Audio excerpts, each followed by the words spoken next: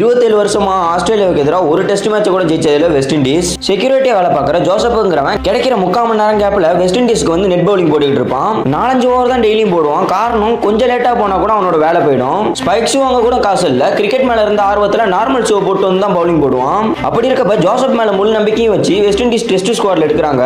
Australia 100 run அடிக்கணும், 8 wicket கையில இருக்கு. மேட்சே முடிஞ்சிச்சுன்னு நினைக்கிற டைம்ல தான் வெஸ்ட் இண்டீஸ் ஜோசப் கையில பால கொடுக்குறாங்க. போட்ட ஃபர்ஸ்ட் பால்ல ஆஸ்திரேலியாவோட சிறந்த ஆல்ரவுண்டரான கேமரன் கிரீன் அவுட் ஆகுறாரு.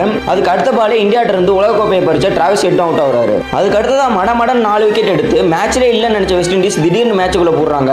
கடைசி 9 ரன், 1 விக்கெட் தான் கையில இருக்கு. ஆஸ்திரேலியாவில் ஒரு சைடு வந்து 91 ரன்ல ஸ்டீவன் ஸ்மித்தும், இன்னொரு சைடு வெறும் 2 பால் பண்ணிட்டு ஓட்டினா போதுங்கிற ஹேசல்வுட் இருக்காரு. ஜோசப் ஓடி வந்து பால போடுறாரு. அவ்வளவுதான், கிரவுண்ட்ல இருந்த எல்லா ஆடியன்ஸுமே அழுவ ஆரம்பிக்கிறாங்க. காரணம், அவர் போட்ட பால் ஸ்டெம்பை புடிங்கிட்டு போகுது. 27 வருஷமா ஜெயிக்காத வெஸ்ட் இண்டீஸ் அணி ஆஸ்திரேலியாவிலே போய் அவங்களை தோக்கடிக்கிறாங்க.